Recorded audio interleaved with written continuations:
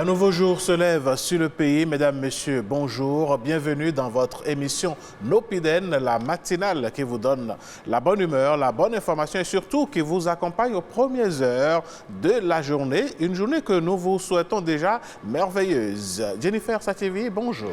Bonjour Alain Sotoumé, comment allez-vous? Je vais super bien par la grâce de Dieu. D'accord, je vais également bien et je salue également nos chers amis téléspectateurs. Alain le disait, c'est toujours un plaisir de démarrer la journée en votre compagnie. 90 bonnes minutes d'échange, d'informations et surtout de bonne humeur. On n'oublie pas Alain, c'est très bientôt les fêtes de fin d'année. Vous faites bien de l'évoquer, chère Jennifer Sativi. Ce sont nos marchés. On remarque que dans nos marchés actuellement, il y a un monde fou.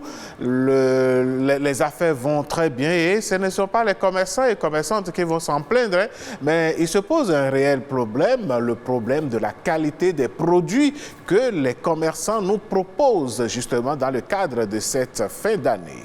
Absolument, hein? La question elle est importante et dans quelques minutes justement, nous aurons la réponse. Nos invités sont déjà là. Ces produits se retrouvent dans toutes les catégories, que ce soit les produits vivriers et bien d'autres pour les fêtes. En tout cas, nous en saurons plus d'ici là, Alain. Absolument, parce qu'on va parler de liquidation, mais nous, on ne va pas liquider cette émission. On va bien sûr respecter ces différents compartiments, à commencer par les merveilles du Bénin.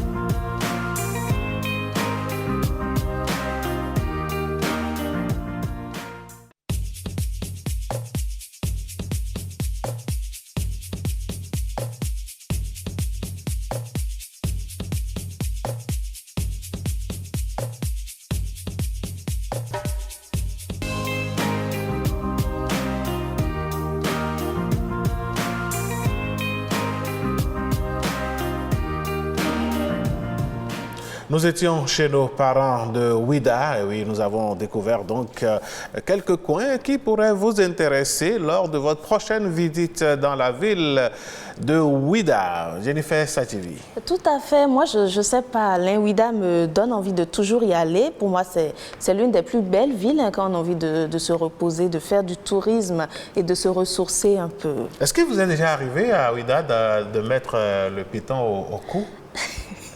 Je suis allée dans le temple, ouais. Je n'ai pas eu le courage. Et vous l'avez fait? Vous avez eu peur? Très peur, très peur. Parce que je me dis, vous savez, l'incident commence quelque part. Hein, si ça me...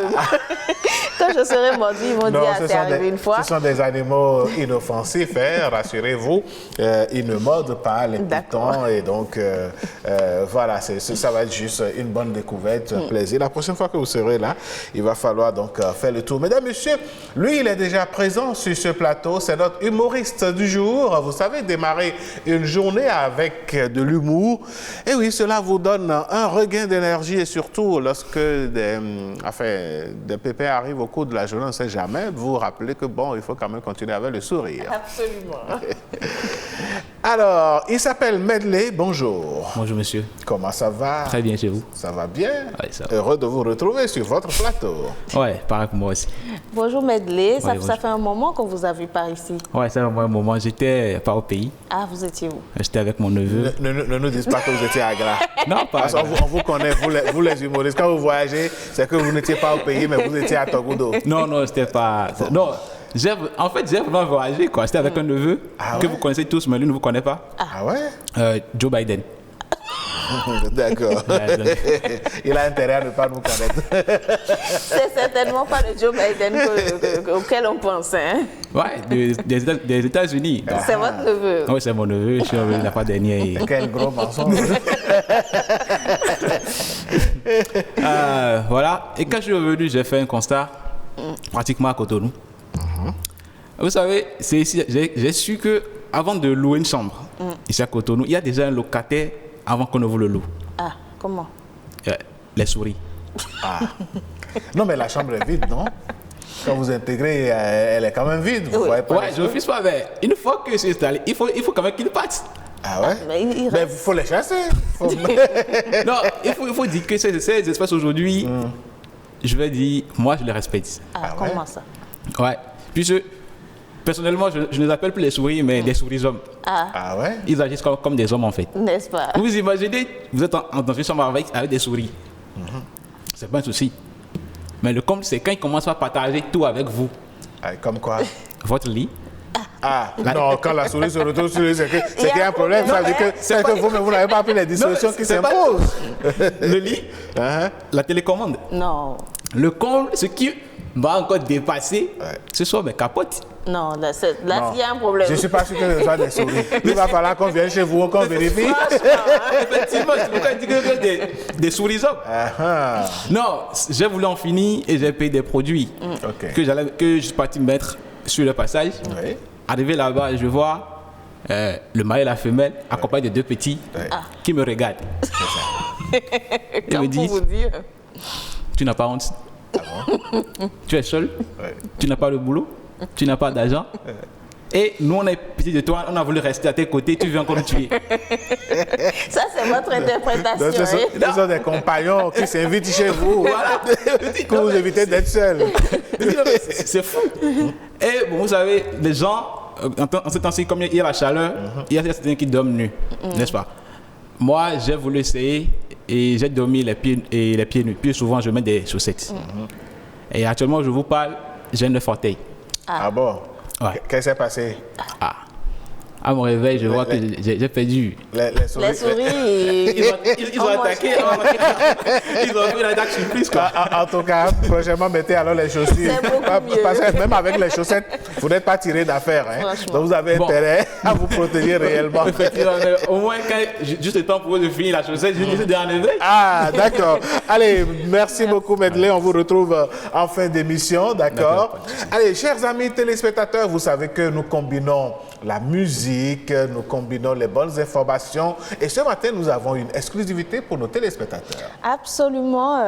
Je ne sais pas s'il faut les laisser découvrir, mais on va donner un petit indice quand même. C'est un artiste qui est dans la musique quand même il y a longtemps et qui est très apprécié. En tout cas, moi, je l'aime bien. Ah, n'est-ce pas? Oui, je l'aime bien. Oui, et il fait... On va donner... Allez-y. Bon, ok. Bon, ce qu'on va faire, on va demander à la réalisation de nous balancer le jingle du clip du jour.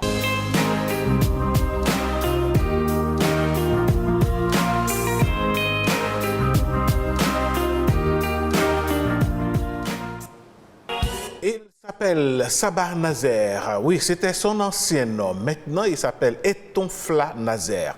L'homme, depuis quelques années, a changé carrément de style, tout en demeurant dans le reggae. Et il partage avec nous ce matin le titre Sei, que nous vous invitons à découvrir. Et oui, c'était là le titre Sei de l'homme qu'on appelle désormais Etonfla Nazer, qui nous, enfin, moralité de cette chanson, oui, beaucoup parmi nous ont des projets, pour ne pas dire nous tous. Absolument. De faire. Nous avons des projets. Nous avons tous nous nos avons envie projets, de réaliser des choses. Mais parfois, c'est les moyens pour y arriver qui manquent et qui font défaut. Voilà. Alors, l'artiste dit, si on devrait tenir compte de tout ce que nous avons dans la tête comme idée de business, idée de projet, on pourrait, en voulant rapidement se réaliser, tremper la main dans des choses qui ne nous honorent pas, et c'est comme ça certains deviennent des brigands, des braqueurs, des voleurs, des prostituées. D'autres vont, selon les dits de l'artiste, jusqu'à ouvrir des églises. Malheureusement, c'est le constat, Alain. Malheureusement, c'est le constat, oui. Et puis, c'est vraiment dommage. Moi, je pense que cette chanson, c'est une vraie sensibilisation, hein, parce qu'il y a beaucoup de leçons de vie quand même à tirer de ça. Absolument. C'est vrai que l'homme doit se réaliser dans la vie, mais il faut s'armer de patience. Tout à fait. Lorsqu'on décide, par exemple, de devenir arnaqueur, ce qu'on appelle les caïmans dans notre pays. Qui ont le vent en poupe d'ailleurs. Est-ce qu'ils ont le vent en poupe? En tout cas, ils sont combattus. Ils ont plutôt des problèmes avec la police républicaine qui essaie de faire le ménage un tout petit peu dans le pays parce que ça n'apporte pas une bonne image du pays. Voilà, et puis donc voilà. Allez, on va retrouver Sabah Nazer, enfin, Etonfla Nazer en fin d'émission pour suivre en intégralité le clip. Maintenant, mesdames, messieurs, nous allons faire place au débat du jour.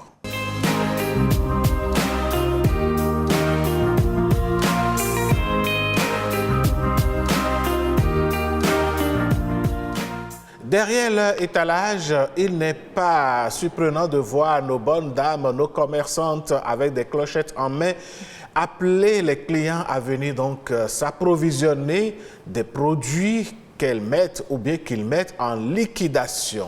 En fin d'année, une panoplie de produits nous est proposée pour passer de belles fêtes. Cela part des produits vivriers aux produits manufacturés en passant par les conserves. Mesdames, Messieurs, la question qui se pose est de savoir si ces produits ont toujours été de bonne qualité pendant ces fêtes de fin d'année. Les produits que l'on nous propose, est-ce qu'on peut se jeter là-dessus, acheter sans contrôle? Quels risques nous courons en n'ouvrant pas les yeux sur la qualité des produits offerts en cette période? Voilà l'objet de notre débat ce matin, Jennifer. Tout à fait, Alain. Et nous recevons, pour faire ce débat, justement, le président de l'association Bien-être et Survie du consommateur, M. Ernest Baguidi, qu'on ne présente plus. Bonjour. Bonjour, monsieur le journaliste. Bonjour, merci d'avoir monsieur accepté Baguidi. notre invitation. Oui. Alain, nous avons également fait appel à une revendeuse, Fatima Dissou. Si tout va bien, elle va nous rejoindre sur le plateau. Et au téléphone, l'Agence béninoise de la sécurité sanitaire des aliments est représentée. Nous allons dans quelques minutes joindre le directeur des contrôles à la BSSA, justement, M. Conrad Kamandozo. Merci Jennifer, voilà le décor planté. Monsieur le Président, est-ce que vous êtes déjà arrivé de faire un tour dans nos marchés pour acheter quelques produits de liquidation? Oui, merci monsieur le journaliste. Je crois que la fin de l'année aurait pu être un moment de grosse opportunité, autant pour le vendeur que pour l'acheteur, parce que c'est l'occasion de développer des pratiques commerciales qui permettent aux deux acteurs de tirer le grand profit. Pour le commerçant, c'est l'occasion pour écouler assez de produits, et pour l'acheteur, c'est aussi une opportunité pour lui d'acheter des produits à des conditions abordables. Malheureusement, il se fait que cette opportunité se soit transformée à une période de risque. De risque en ce sens que ce soit les pratiques commerciales développées dans la période où les produits qui sont vendus dans cette même période, nous constatons qu'il y a assez de non-conformité en termes de pratiques et en termes de produits. Ce qui fait qu'aujourd'hui, le consommateur doit être très vigilant et pour plusieurs raisons.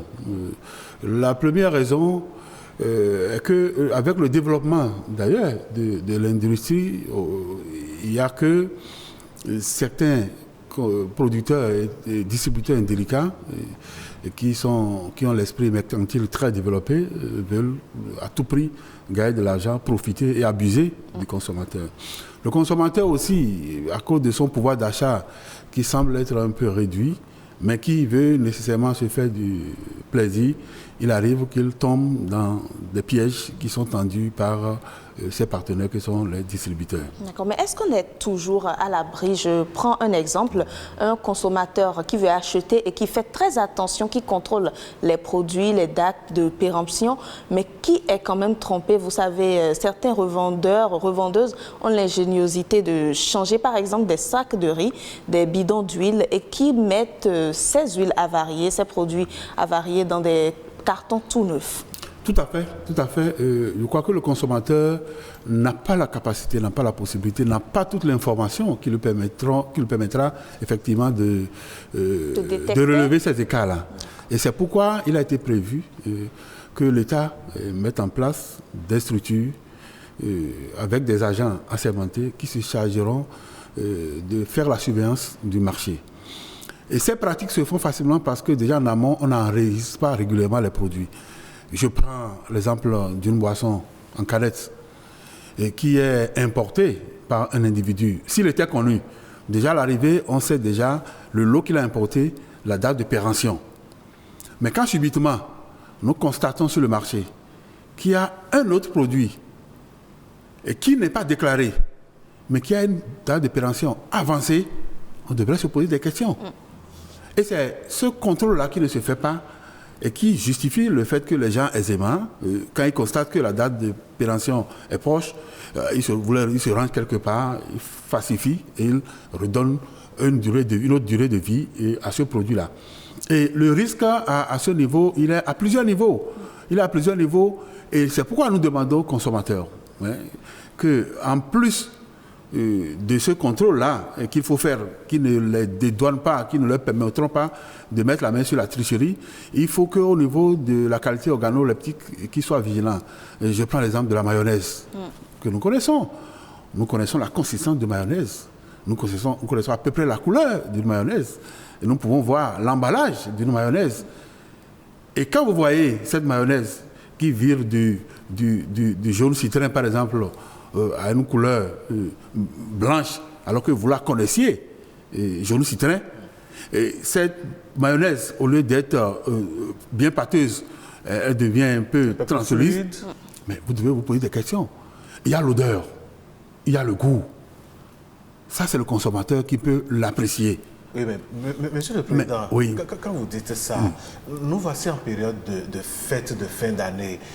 Le consommateur qui avait l'habitude d'acheter difficilement une seule boîte de mayonnaise, pour prendre votre exemple, se retrouve avec 3 boîtes, 4 boîtes, 5 boîtes de mayonnaise proposées pour le prix pratiquement d'une ou de 2. Pour lui, il fait une bonne affaire. Le commerçant argue qu'il veut juste liquider justement ses produits pour renouveler son stock. Dans cette ambiance, est-ce que le consommateur a le temps, la patience de vérifier ce que vous dites là avant de s'approvisionner, de prendre ces 5 boîtes et de rentrer avec? J'avais dit tantôt que l'État, c'est l'État qui encadre le commerce. Et les pratiques dont vous parlez, comme liquidation, solde, promotion, c'est des activités qui sont bien encadrées. Avant que quelqu'un ne mette son produit sur le marché et qu'il veuille le liquider, c'est qu'il a saisi le ministère du Commerce à travers cette direction technique pour prendre l'avis de ce ministère. Cela suppose que les agents du ministère sont allés vérifier la conformité du produit avant de donner cette autorisation. Donc ça permet déjà de protéger le consommateur. Je suppose que les gens ont contourné ce dispositif. Et ils ont mis le produit sur le marché. Mais vous aussi, consommateur, un produit que vous avez l'habitude d'acheter à 1000 francs, vous le retrouvez à 250. Et vous savez que le commerçant, son objectif, c'est la recherche de profit. Vous devez vous poser des questions. Est-ce qu'il est là pour perdre de l'argent, ou bien il est là pour gagner en termes de bénéfices? Monsieur Maguidi, je suis curieuse de savoir, quand vous parlez d'encadrement, est-ce que ça peut être une réalité? Je prends par exemple le marché d'Antokpa où il y a un grand nombre de revendeuses qu'on ne maîtrise pas toujours, des vendeuses occasionnelles pour les fêtes qui exposent justement ces mayonnaises, ces produits dont vous parlez. Est-ce que vous pensez qu'on pourra cerner toutes ces personnes? Non, on peut bel et bien le faire s'il y a la volonté. Parce que ceux-là, ils ne sont pas des fabricants. Ils sont allés chercher ces produits chez des grossistes. Et vous savez, c'est des gens qui n'ont même pas un capital. Elles vont chercher le produit le matin, elles vendent, elles prennent leur ristourne, elles redéposent le lendemain, elles reviennent. Donc, si on veut tracer ces gens-là, on peut bel et bien tracer. Donc, il y a une faiblesse au niveau du contrôle qui devrait se faire au niveau du marché. Donc, reconnaissons qu'il y a une faiblesse à ce niveau. Quel que soit le nombre de revendeuses, on pourra. Mais si c'est une seule marque, parce que c'est une question de marque. Et quand vous les prenez en période de liquidation, c'est 1 ou 2 marques seulement qui sont bradées. Mais il suffit d'identifier le distributeur. Et vous aurez étouffé le crime dans son œuvre. C'est de cela qu'il s'agit.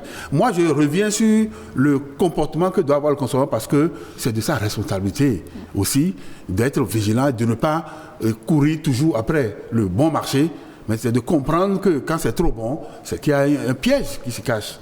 Ça, c'est les produits importés. Il y a aussi les produits locaux qui subissent aussi des modifications. Oui, donc à ce niveau, il y a aussi l'Agence béninoise de sécurité sanitaire des aliments qui se charge désormais de vérifier déjà la conformité de ces produits-là avant l'autorisation de mise sur le marché et de descendre périodiquement pour vérifier si ce qui a été autorisé, est-ce que c'est ça qui est en train d'être distribué sur le marché. Un effort se fait au niveau de cette agence, mais je peux vous dire que le niveau de déchéance et le niveau aussi de négligence qu'on a connu par le passé n'aurait pas permis de relever rapidement la pente. Et c'est pourquoi la veille s'impose. Maintenant, il faut agir aussi sur la conscience de ces vendeurs-là qui doivent comprendre que moi, je suis ici aujourd'hui.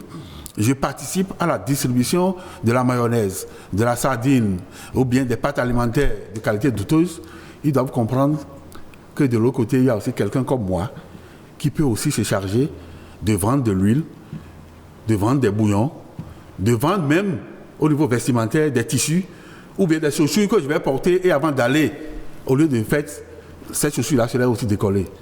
Ah oui, c'est ça. Donc, et ils comprennent aussi qu'ils ont des parents quelque part qui vont aussi acheter les mêmes produits parce qu'ils ne sont pas les seuls à rentrer dans la chaîne de distribution. Donc, s'ils participent à ça, ils vont participer aussi à tuer les leurs quelque part qui sont dans un coin, dans le pays, puisque un autre serait dans la distribution, qui va se retrouver dans son village, il va faire consommer les mêmes produits à ses concitoyens, à ses compatriotes. Ils vont mourir. Donc, il y a ce travail-là qui devrait se faire. Maintenant, la répression. On est resté dans un pays où il y a tellement de complaisance, il y a tellement de compromission, il y a tellement d'interventions au point où on n'a jamais eu le courage de sanctionner pour décourager les autres. Donc c'est vous dire que le système de contrôle doit être réorganisé. La sensibilisation, et c'est pourquoi je vous remercie de nous inviter ce matin pour partager avec les consommateurs la problématique au niveau des ventes en période de fête. Et nous réaffirmons que ça aurait pu être des moments d'opportunité, mais malheureusement, ça s'est transformé en des périodes de haut risque pour des raisons que je viens de vous évoquer. D'accord, mais merci beaucoup. Lorsque le consommateur constate que son produit est défectueux, après s'être rendu à la maison, peut-être en l'apparence c'était assez bien, mais lorsque arrivé à la maison, on défait le produit, on se rend compte que l'odeur est insupportable, la qualité n'y est pas. Est-ce que c'est possible de porter plainte si on identifie le vendeur et le lieu où il se trouve? Tout à fait, tout à fait. La loi donne la possibilité à tout consommateur qui s'est senti floué, qui s'est senti abusé. Et ça, c'est une tentative d'intoxication, d'empoisonnement de quelqu'un. Donc, s'il a été établi, vous arrivez à identifier celui qui vous a vendu le produit, à défaut de toucher les organisations de consommateurs, vous pouvez vous rendre au commissariat le plus proche. Et obtenir gain de cause. Mais vous devez pouvoir, vous êtes un citoyen, on doit vous protéger. C'est pourquoi je dis, c'est parce que on se protégeait trop. Et avec l'évolution aujourd'hui, avec ce qui se met en place aujourd'hui, il faut quand même reconnaître que cette complaisance-là a connu un peu de réduction. Non, il ne faut pas que les gens soient résignés. Il ne faut pas qu'il y ait d'a priori. Et en dénonçant, même si de votre position, vous dénoncez et ça n'aboutit pas, quelque part dans un coin dans le pays, ça pourrait aboutir. Parce que ce n'est pas votre raison. Qu'on vous donne raison aujourd'hui, ce n'est pas de cela qu'il s'agit. Mais qu'on donne raison une fois à quelqu'un qui s'est senti abusé. Donc, nous conseillons toujours aujourd'hui. Mais le consommateur béninois, il a peur de porter plainte. Et c'est ça qui fait. Il n'est pas sûr que cela aboutisse justement. Non, pas seulement. Il a même peur que cela aboutisse. Parce que nous disons, si je vais dénoncer, on interpelle l'individu, on l'enferme, il paye des amendes, c'est qu'après il peut se retourner contre moi. Quel serait le regard de demain? Mais quand nous restons dans cette position, et nous, associations de consommateurs, n'avons-nous pas aussi des gens qui nous regardent? N'avons-nous pas des gens qui peuvent ne pas être d'accord avec nous? Donc, il faut que les gens comprennent que pour rétablir l'équilibre en termes de justice sociale, il va falloir que nous utilisons les mécanismes au plan juridique qui nous protègent. Parce que quand vous vous rendez justice, c'est en ce moment que vous tombez sous le coup de la loi. D'accord. Mais lorsqu'on parle de liquidation et de promotion, est-ce qu'il n'y a pas des normes à respecter pour protéger le consommateur? Il y a bel et bien des normes. J'avais dit que c'est une activité qui est autorisée régulièrement, mais qui est encadrée. D'accord. Et quand vous parlez de promotion, vous ne pouvez pas faire la promotion d'un produit qui a fait déjà des années sur le marché. Président, je ne vous arrête pas, mais quand vous parlez d'encadrement, vous êtes sûr et certain que la commerçante qui est allée chercher, je ne sais pas, quelques kilogrammes de riz ou bien quelques sacs de riz chez le grossiste d'à côté, va se faire enregistrer pour que les autorités compétentes viennent encadrer la liquidation qu'elle veut faire? Non, justement, ce n'est pas de cette distribution qu'il s'agit. Mais c'est celui qui a amené, celui qui a importé.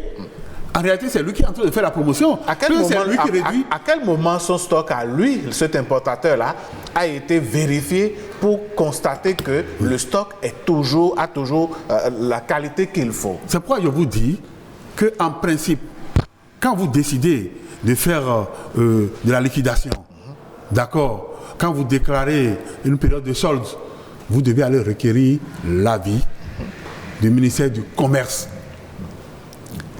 Et pour vous donner cet avis, pour vous donner cette autorisation, cela suppose qu'ils sont allés vérifier ces informations-là dont vous venez de parler.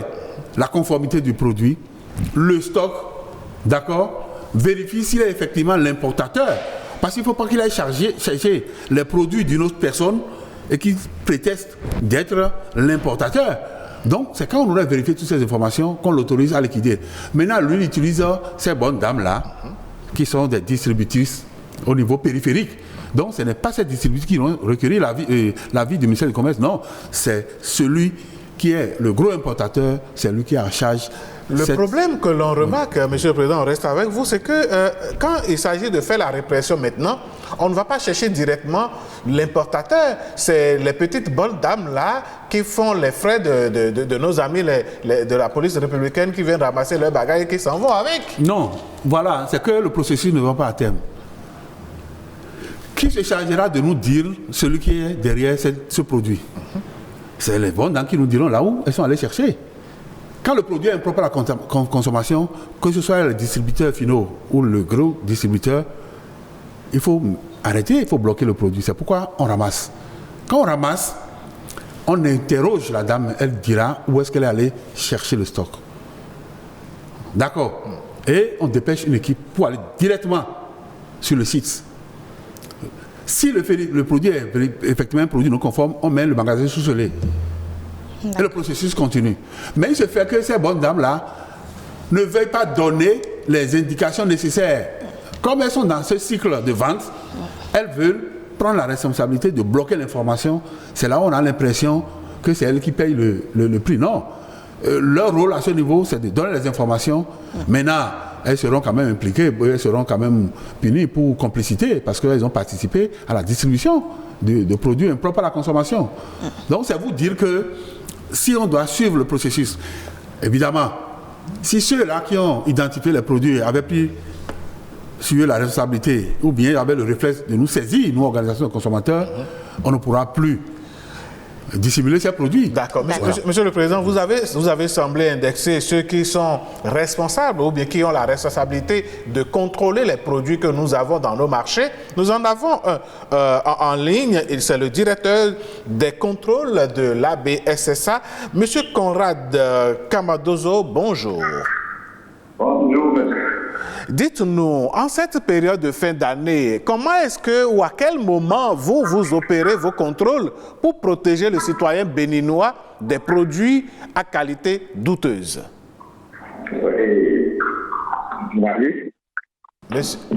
Oui, maintenant on vous reçoit, on vous écoute.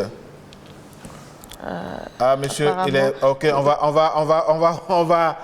vous relance le temps donc, Jennifer, pour de continuer. Justement, nous avons été rejoints par Madame Fatima Dissou. Oui. Bonjour, Madame, vous êtes revendeuse. Oui. Voilà. Pendant le débat, nous avons échangé. Il se fait que beaucoup de plaintes sont enregistrées. Les bonnes dames, les revendeuses, en cette période de fin d'année, font beaucoup de dégâts. Elles vont chercher des produits déjà avariés.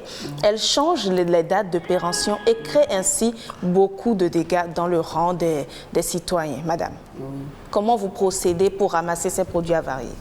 Si les produits avariés, là, on ramasse les produits là, sur le marché, là, ce qui est périmé, ce qui n'est pas périmé, on va laisser ça. Si c'est périmé, là, on va ramasser ça tout. Non, mais on se rend compte que parfois, il y a des produits périmés que vous vendez quand même et que vous essayez de liquider très vite. Mais nous allons revenir, s'il vous plaît. Nous avons Monsieur Camadozo qui est revenu. Monsieur Camadozo, vous êtes en ligne. Je dirais qu'en cette période de fin d'année, l'Agence béninoise de sécurité sanitaire des aliments, en collaboration avec les différentes structures de contrôle du ministère de l'Agriculture, de l'Élevage et de la Pêche, à savoir la direction de la production végétale, la direction de la production halieutique, la direction de l'élevage la direction départementale de l'agriculture, de l'élevage et de la pêche et du travail, la direction départementale de l'industrie et du commerce, l'Agence nationale de normalisation de métrologie et du contrôle de qualité, avec 2 différentes associations des consommateurs, c'est-à-dire Bénin Santé, Suivi consommateurs et la Voix des consommateurs, organisent durant la période pour cette année 2021, elle va couvrir la période allant du 13 au 31 décembre 2021. Donc, elle va organiser le contrôle des denrées alimentaires d'origine animale, agriculture et végétale au niveau des différents marchés, des différents points de distribution en vue de protéger la santé des consommateurs. Donc, voilà ce qui est prévu cette année. Cette même opération a été réalisée en 2020 et 2019. Oui, mais justement, ça, c'est ce qui est fait de façon classique. Et la preuve, c'est ce que vous avez prévu. Mais concrètement, tout au long de l'année, et plus précisément, lorsque les marchés commencent par être denses, puisque les populations vont chercher les produits, comment est-ce que vous faites ces contrôles-là des importateurs jusqu'aux dames revendeuses pour protéger la population? Pour protéger la population, ce n'est pas, comme je l'ai dit, ce n'est pas seulement en fin d'année que le contrôle est fait. Le contrôle est fait de façon systématique et les contrôles périodiques sont faits. Le contrôle qui est fait en fin d'année, c'est un contrôle particulier et un contrôle conjoint avec les différentes structures. En dehors de ça, tout au long de l'année, les différentes structures qui sont chargées du contrôle du ministère de l'Agriculture, de l'élevage et de la pêche, toutes les services du territoire national, c'est-à-dire pour les directions départementales de l'agriculture, de l'élevage et de la pêche. Vous l'avez déjà dit, monsieur, oui. Font le contrôle de toutes les denrées alimentaires. Maintenant, en ce qui concerne l'importation des produits, tous les produits importés, tout importateur, avant d'importer son produit, doit demander l'autorisation d'importation au niveau de la l'État. Après la demande de l'autorisation d'importation, une fois que les produits sont arrivés au niveau du port, il y a l'ouverture des conteneurs qui procède à l'ouverture des conteneurs. Et sans le récépissé du contrôle de l'ISSA, les produits ne sortent pas du port autonome de Cotonou. Donc il y a un contrôle physique également qui est fait au niveau des produits qui arrivent par le port. En dehors de ça, les différents produits transformés localement, il y a l'ABSA qui intervient également sur ce maillon avec les agréments, les autorisations de production et les autorisations de mise sur le marché. Il y a tout un processus qui est fait avant que le produit ne soit autorisé pour être sur le marché.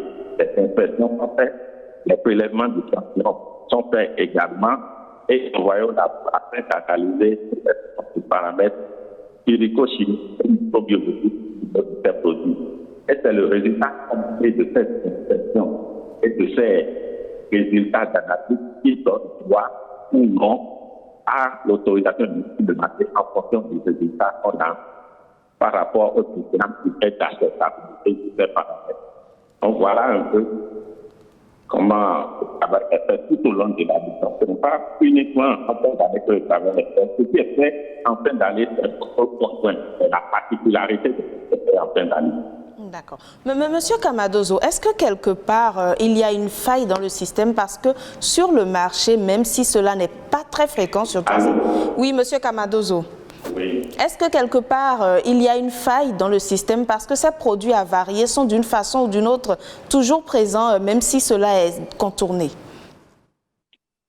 Pardon?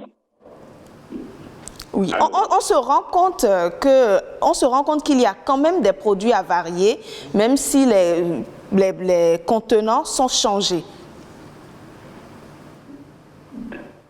Oui, il y a des produits avariés. Oui, beaucoup de ces contrôles, on ne se limite pas juste à contrôler.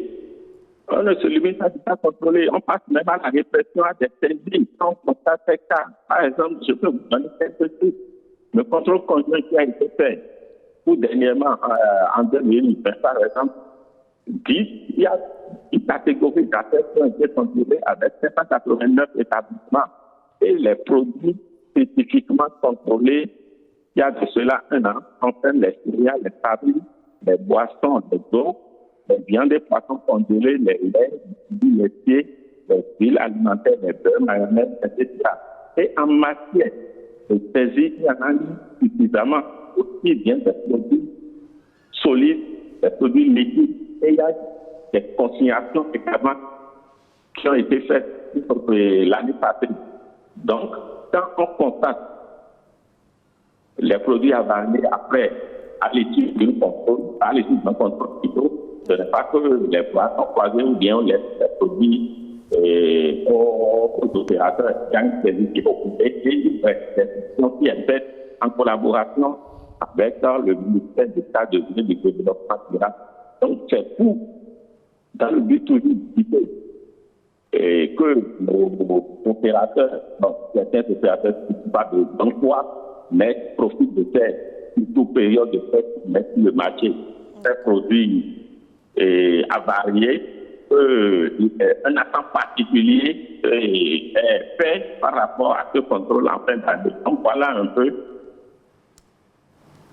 D'accord. Merci beaucoup, Monsieur Kamadozo. Merci. Nous revenons au plateau. Beaucoup de choses ont été dites à l'heure.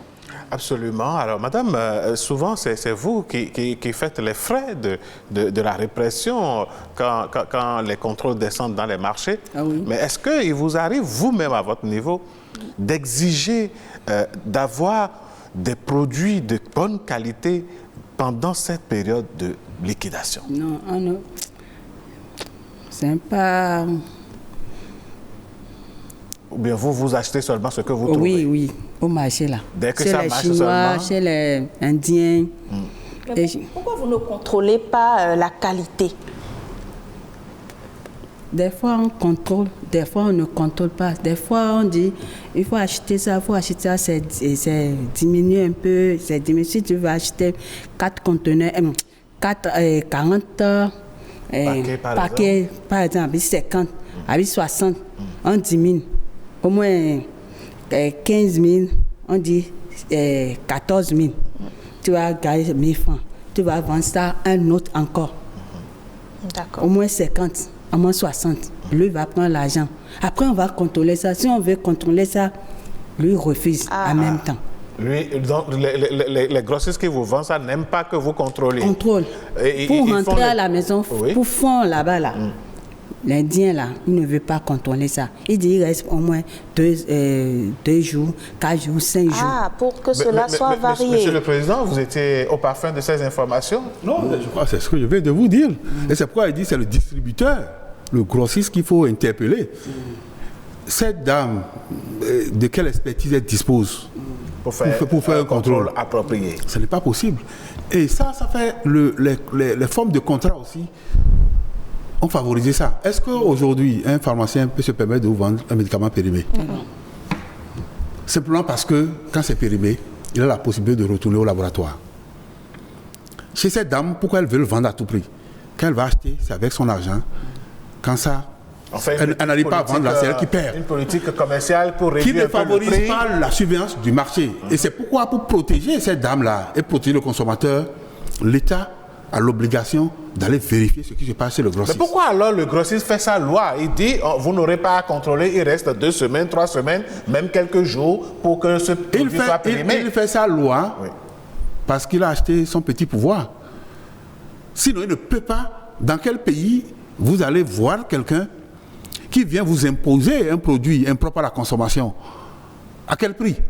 Donc, si les structures régaliennes ne font pas le travail comme il se doit, cela va de soi que cette tricherie-là continue. Mais toutes les fois que nous avons l'information, on ne laisse pas passer. Je ne dis pas que ces structures ne jouent pas leur rôle, mais comme vous l'avez dit, il reste encore assez d'efforts à faire. D'accord. Nous avons des concitoyens béninois qui se sont exprimés sur la question. Voici leur avis dans cette Vox Pop réalisée par Claude Adigli. Ça nous arrange, c'est un plaisir. Le problème est que la majorité des choses qu'on vend, c'est... tu trouves des choses bien, tu trouves ce qui n'est pas bon, et les imitations, il y a plus d'imitations que l'original. Bon, que des liquidations, de pas très bonne qualité, on le sait, mais par rapport à ce que tu dépenses, tu as quand même quelque chose d'acceptable, je peux dire. Donc, on ne peut pas dire que c'est une très grande qualité, mais c'est quand même un truc que tu peux utiliser pendant un bon moment. Donc, c'est pas mal pour nous tous. Ça profite aux commerçants et ça profite aux acheteurs aussi. Bon, les pneus, souvent, sur les pièces, il n'y a pas de liquidation sur les pièces parce que les gens achètent et les gens exportent et ils font des dépenses sur les produits. Donc, je ne crois pas qu'il y aura de liquidation sur ça. Quand vous parlez de pièces, vous faites allusion à quoi? Bon, il y a des pièces à moto, des pièces, surtout des pièces à moto. Oui, et puis c'est tout, oui. Il n'y a pas de liquidation sur ça? Non, il n'y a pas de liquidation sur ça. C'est pour ça qu'il n'y a pas, on ne peut pas avoir de liquidation sur ça là quand même. Dans tous les autres pays bien organisés, ces périodes de liquidation sont bien organisées et à date fixe que tout le monde connaît. Si bien que tout le monde en profite et ça ne contribue pas à une certaine concurrence déloyale. Parce que, étant donné qu'il y a un jour, il y a des jours que tout le monde peut observer, tout le monde peut prévoir ce qu'il peut mettre au rabais sur le marché et qui a le droit de mettre au rabais. Parce que quand je dis qui, je pèse bien mes mots parce que l'une des clauses de la réglementation commerciale ne permet pas certainement à nos frères expatriés qui sont des grossistes et semi-grossistes de vendre en détail. Or, tout le monde, au moment où on décide de vouloir mettre en délication un produit, tout le monde s'y met, même le grossiste et le semi-grossiste. Le grossiste, surtout expatrié, je ne les stigmatise pas parce que c'est une réglementation qui existe. Parce que nos frères expatriés, grossistes et semi-grossistes, ne devraient pas vendre au détail. C'est les nationaux qui devraient vendre au détail, normalement. Alors, pendant ces périodes, le grossiste qui aura vendu, par exemple, à 10 000 francs un produit au demi-gros ou en gros, se permet, en liquidation, de vendre ce même produit au détail pratiquement à 9 500. Bon, comme conseil, c'est de sortir, de profiter de la liquidation de fin d'année, hein, comme nous tous, et de voir à peu près par rapport à ce qu'ils ont dans leur poche, ce qu'ils peuvent acquérir pendant cette liquidation-là. Eh oui, mesdames, messieurs, c'était la Vox Pop, Jennifer. Nos invités ont suivi. Ils ont suivi. Nous avons eu beaucoup d'avis. Hein. Les consommateurs sont pour la plupart contents. Madame Dissou, on dirait bien que vous avez plus de clients quand vous diminuez les prix comme ça. On diminue les prix. Hein. Et les gens viennent et ils s'y intéressent, mais ils n'ont pas le temps de contrôler la qualité, malheureusement. Monsieur... Quelques jours, 2 jours, 3 jours, soit une semaine. D'accord. Donc, après, avant la péremption. Corned-beef, sardines, sucre. Ok. À peu près comme ça. Et une semaine. Donc, ce sont les produits qui sont liquidés le plus, ça. Plus, ça. Et leur date de péremption varie entre 2, 3, 4 jours et une semaine. Une semaine. D'accord. Et vous trouvez des clients qui prennent ça? Oui, en même temps. Mais quand ils prennent ça, quelle garantie vous avez qu'ils ont consommé ça en une journée ou en 2 jours ou en une semaine? Ou bien ils achètent et puis bon, le reste, ça fait leur problème à la maison? À la maison. Il faut vite manger ça. Monsieur le Président, vous avez du boulot apparemment. Non, c'est pour dire que c'est... Vous voyez cette dame-là qui a dit que c'est un moment... Ça aurait pu être des moments d'opportunité. Mais elle exhorte beaucoup de personnes à imiter. Il y a un peu d'ignorance dedans, elle ne sait pas exactement ce qu'elle achète. C'est en temps normal qu'on peut donner ce genre de conseils. Le mal est allé au point où ceux qui font même des tontines appelées à Dogbela, c'est des clients potentiels de ces moments-là. Eux, ils vont acheter ces produits-là dont la date de péremption est proche, alors qu'ils ont pris l'argent du produit normal chez les contributeurs. C'est une bonne affaire pour eux. Voilà. Alors qu'ils ne savent pas pendant combien de temps la personne... Mais, comme je l'ai dit, la surveillance du marché relève de l'État. On dit quand vous fermez et vous protégez votre aliment, la souris et le rat... Voilà. Donc c'est de cela qu'il s'agit. Donc c'est vous dire que dans des pays organisés, les périodes de solde liquidation existent. Mais c'est le produit conforme qu'on connaissait, qu'on vient liquider. Le prix baisse. Parce que, avec la même qualité. Avec la même qualité. Parce qu'il y a une nouvelle saison qui arrive. Il y a une innovation, il y a d'autres modèles qui sont venus. On veut sortir l'autre du stock, on veut déstocker. C'est ça. Mais ce n'est pas ce qui vient d'être fabriqué avec une qualité mauvaise ou bien une petite qualité qu'on vient liquider. Ça, c'est de la tricherie. Et la plupart du temps, c'est ce qui est destiné à la destruction que les gens viennent brader avec tous les risques que cela comporte. Donc, surtout les produits alimentaires, vous voyez, elle a cité les boîtes de conserve, alors qu'on sait qu'il y a des micro-organismes. Et c'est pas évident que le consommateur puisse vite consommer ça. Oui, les microbes, les anaérobies, qui peuvent aller jusqu'à paralyser les gens quand vous consommez. Et c'est souvent ces produits-là qu'ils ont liquidés. Puisque dans le stock, comme je l'avais dit, si vous ne vendez pas, c'est que vous perdez.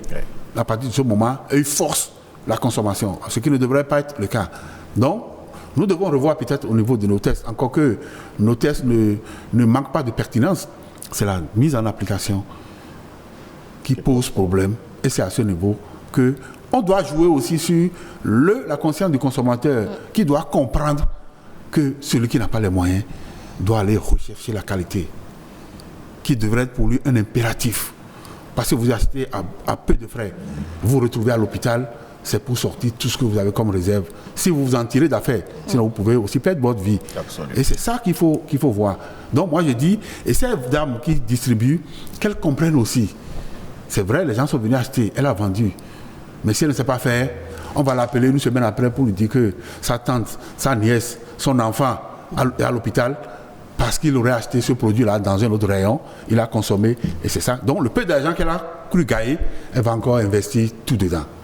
Et c'est cette sensibilisation que nous allons continuer à faire, et nous espérons qu'un jour, avec les mesures qui seront mises en place par l'État, on pourrait minimiser les risques. D'accord.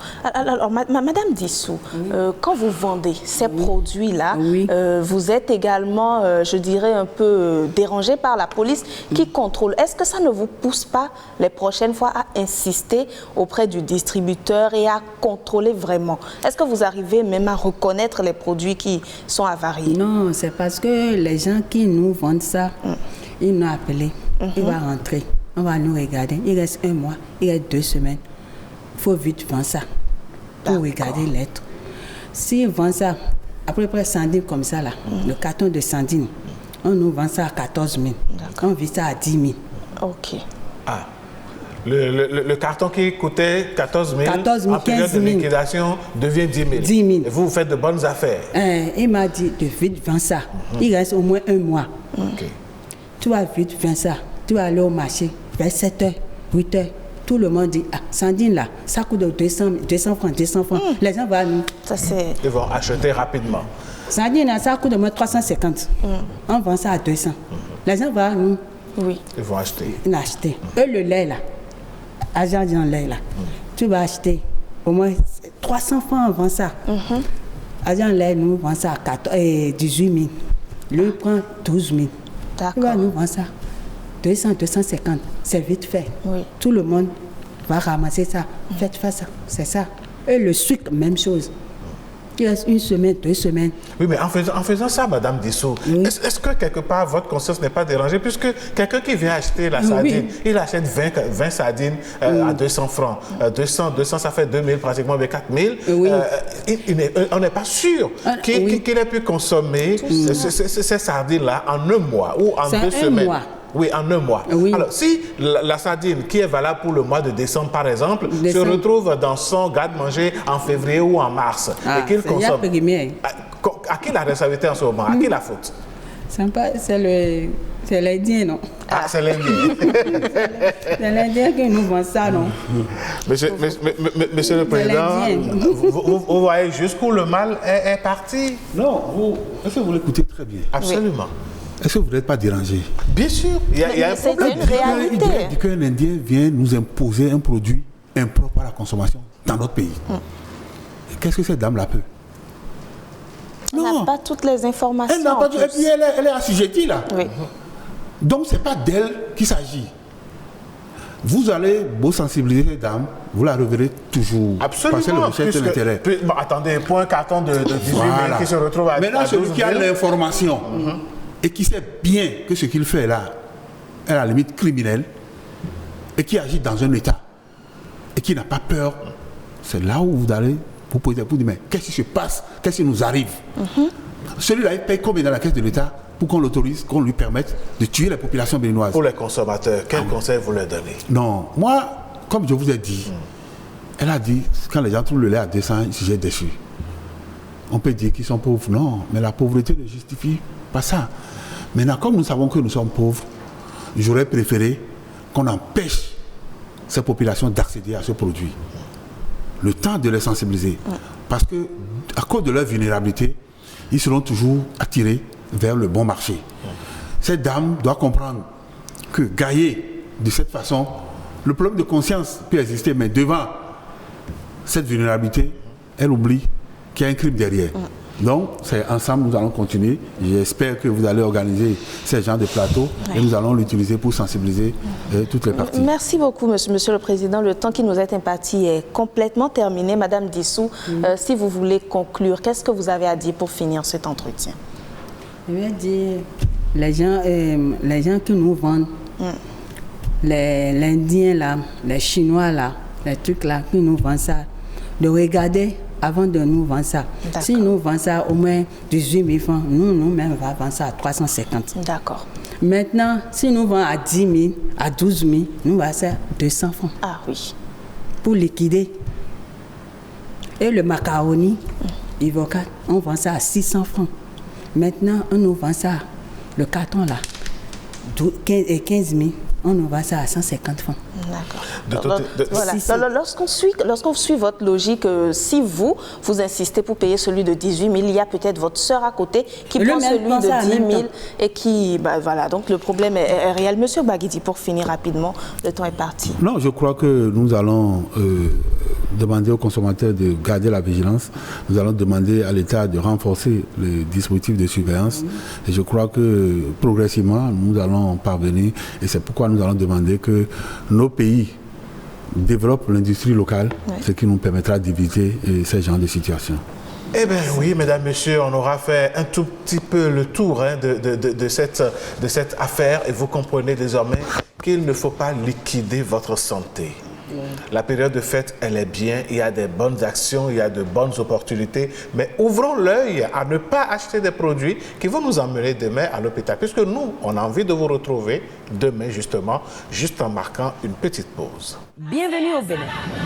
Paysage verdoyant, relief multiforme, faune et parc naturel, plages ensoleillées, cité balnéaire ultra moderne, rythme au corps, rite au cœur. Vestiges et reliques d'une histoire séculaire, brave peuple, biens et personnes sécurisées.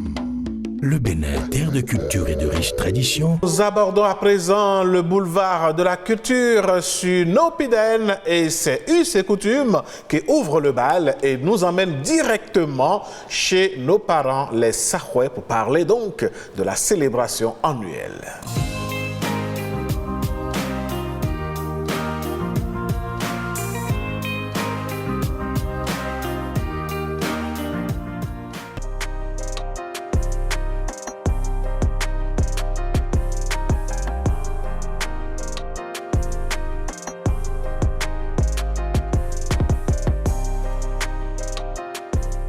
Je voudrais dire d'abord que nous utilisons le calendrier grégorien, c'est-à-dire 1er janvier au 31 décembre.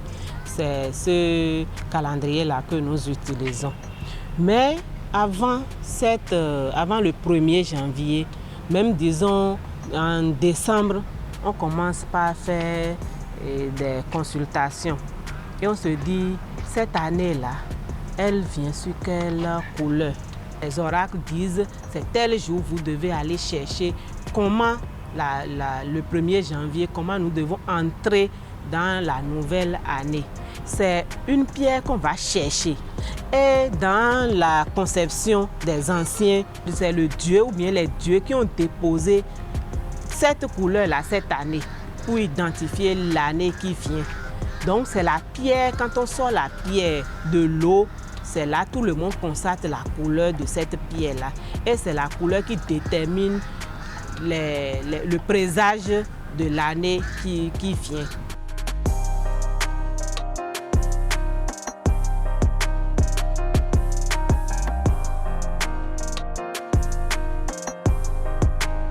Les féticheurs, ils sont de toute obédience religieuse, mais il y a des adeptes particuliers qui se mettent en transe.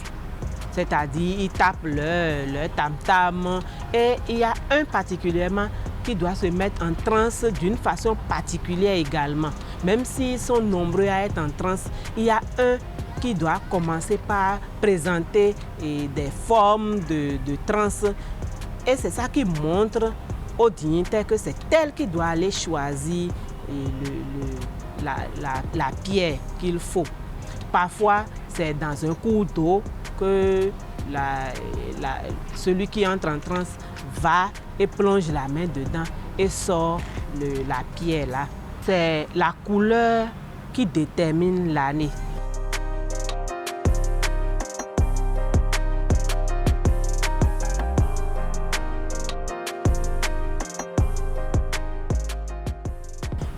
Les Sahwais sont des agriculteurs. Quand on prend la couleur bleu nuit par exemple, c'est qu'il y aura abondamment de pluie et que la saison sera bonne. Quand on prend la couleur rougeâtre, ça veut dire qu'il y aura beaucoup d'incendies. C'est-à-dire beaucoup de maisons vont prendre feu. Quand on prend une couleur blanche, ça veut dire que l'année ne sera pas vraiment particulière. Et c'est ainsi, quand on prend la couleur noire aussi, on se dit qu'il y aura beaucoup de décès, beaucoup de malheurs.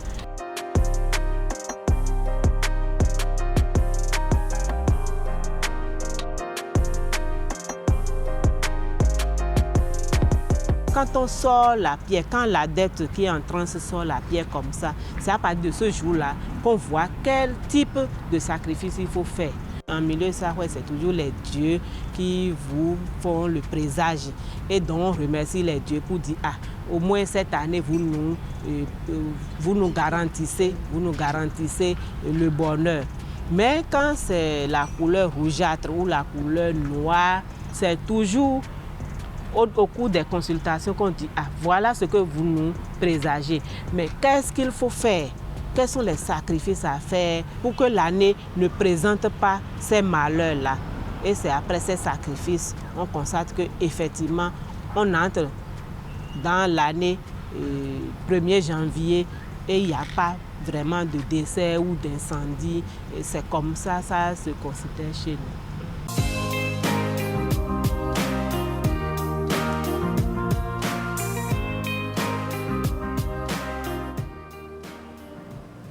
La richesse africaine se condense parfois aussi dans l'évocation du prénom de l'enfant et c'est ce que nous allons découvrir maintenant à travers le prénom africain du jour.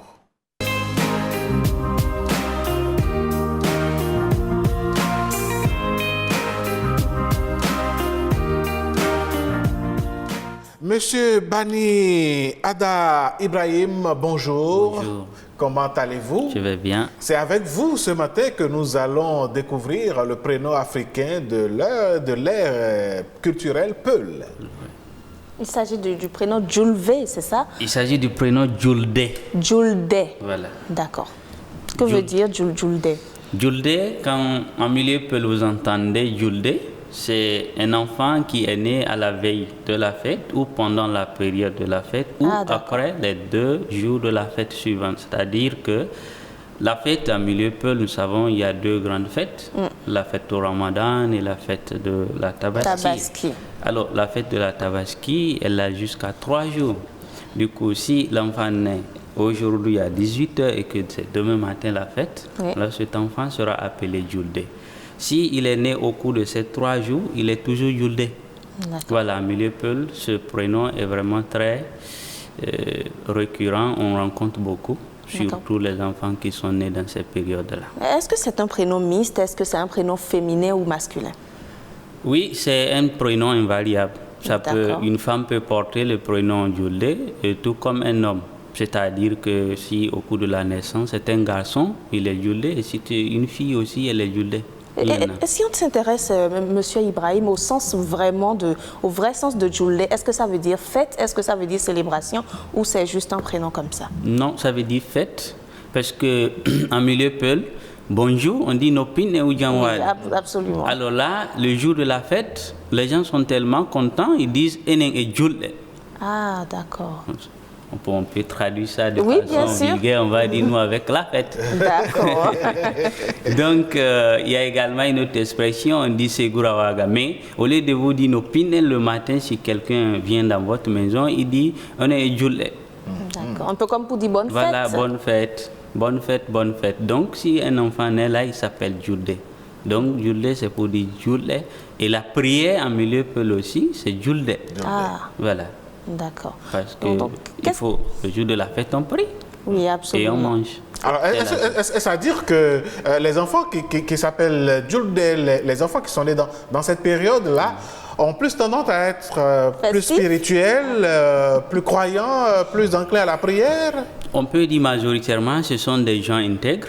D'accord. Et ce sont des gens majoritairement dans leur vie, ils sont tranquilles, ils ne sont pas criminels, ils sont doux envers les autres, ils sont compatissants et majoritairement ils deviennent même riches. Ah bon? Oui, bon, la richesse, ça dépend. Oui, ça dépend. Vous savez, c'est pas aussi l'argent seul.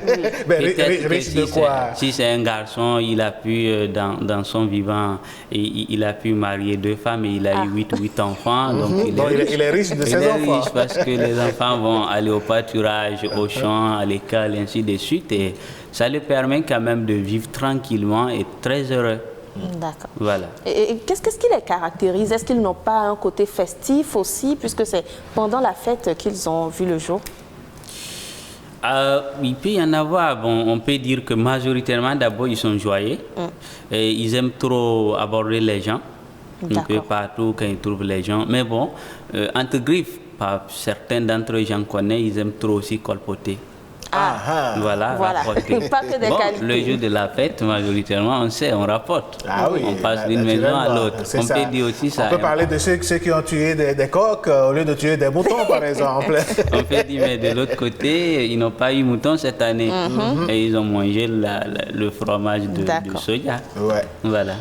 De toutes les façons, nous, on est heureux de vous avoir accueillis. On ne va pas colpoter que vous n'étiez pas là. Bien sûr, vous avez été là. On vous retrouve prochainement pour nous parler d'un autre prénom, certainement. Merci beaucoup, cher ami Bani Ada Diallo. On vous souhaite une excellente journée. Merci à vous aussi. Alors, vous restez avec nous, hein, vous restez avec nous pour découvrir la capture de ce matin.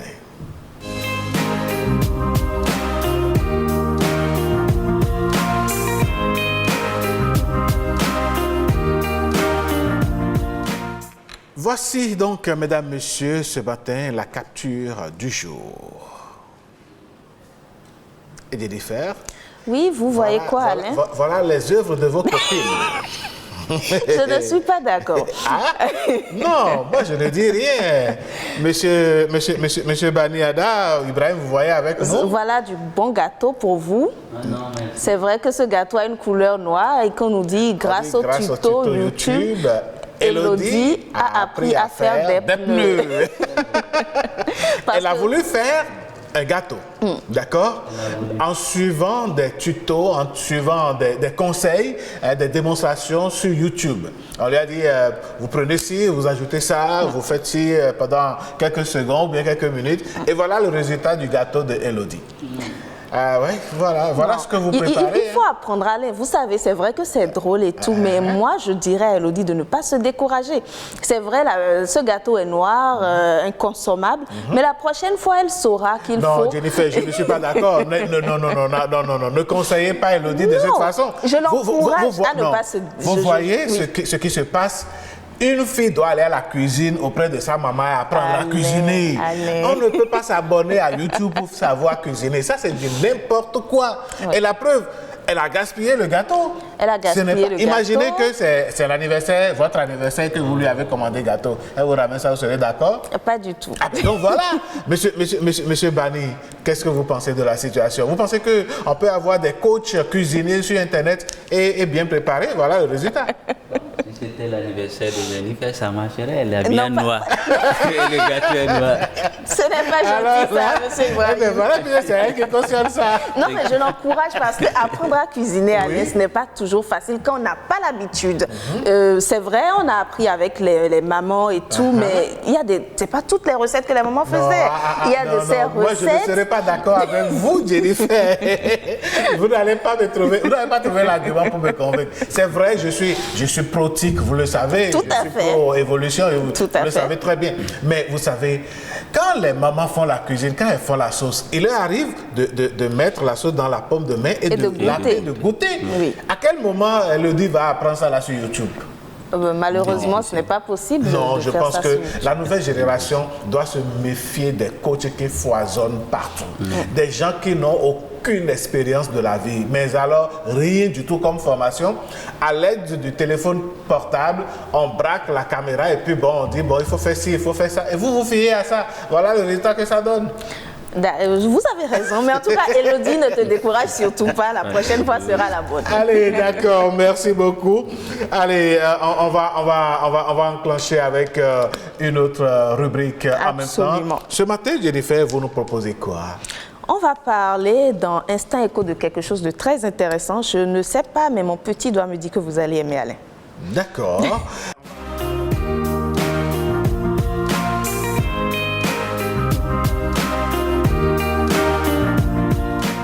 Instant éco, idée business, idée affaires, je vais dire. Jennifer, vous nous parlez de quoi aujourd'hui? Est-ce que vous aimez le wangashi? Oui ou non? Ah, et vous avez laissé partir M. Bani avant de nous parler de wangashi. Oui, moi j'aime bien. Voilà. Quand c'est bien fait, quand c'est... Vous savez, il y en a qui font les wagashi, la frite directement. Moi, j'aime quand c'est préparé, oh là là, tempéré comme de la viande. Ah, ça, vous êtes un gourmet. On met ça dans la sauce. Oui. Oh non. Voilà. Ce qui est sûr, hein, nous en parlons, comme vous le dites, le volet économique. Le wangashi, déjà, est un fromage traditionnel très prisé au Bénin. Plusieurs personnes l'aiment et il est fabriqué à base de pâte molle par les femmes dans les communautés du Peul du Bénin. Vous avez bien fait de parler de Monsieur Bani, est largement disponible sur les marchés locaux dans des formes et qualités variées. Alors, premièrement présenté par les marchands d'Indie, il y a des centaines d'années, les Peuls ont rapidement adopté cette méthode unique de traitement de leur lait. Et la production du wangashi détient désormais un rôle central dans la vie des Peuls au Bénin, même si au départ, ce n'était pas eux qui avaient initié cela, mais plutôt les d'Indie. Alors, contrairement au fromage connu dans la plupart des pays, le wangashi ne s'effile pas à une température élevée parce que justement elle se prépare simplement avec du lait de vache frais. On y ajoute juste des feuilles de coagulation ou du citron. Et le wangashi fait objet actuellement de plusieurs travaux scientifiques en vue de sa certification. Mais l'absence de preuves scientifiques permettant d'établir une certification appropriée répondant aux normes de sécurité alimentaire empêche malheureusement cet aliment de jouir d'une large distribution et c'est la raison pour laquelle ce fromage est exclu de la plupart des grands supermarchés où les rayons des produits laitiers sont approvisionnés et avec du fromage importé d'Europe. C'est ce qu'on retrouve beaucoup plus dans les supermarchés et afférents. Cependant, certains projets sont en cours, Alain, pour l'amélioration de la qualité du wangashi, avec pour objectif de mettre au point un standard de ce fromage qui sera commercialisable dans tous les supermarchés du Bénin. Okay. Mais l'objectif de ces chercheurs-là est de garder le niveau, ils ont appelé ça le niveau du village, parce que c'est ça qui rend authentique ce fromage. Justement, le mot est sorti, l'authenticité du fromage. Voilà, et cette production de wangashi que connaissent plusieurs communautés a été normalisée, puis le wangashi désormais est collecté, stérilisé, emballé, réfrigéré dans des centres de distribution. On en voit un peu partout, il y a certaines maisons qui s'adonnent à ce commerce-là, mais le problème est que cela revient toutefois de 2 fois plus cher que le prix normal.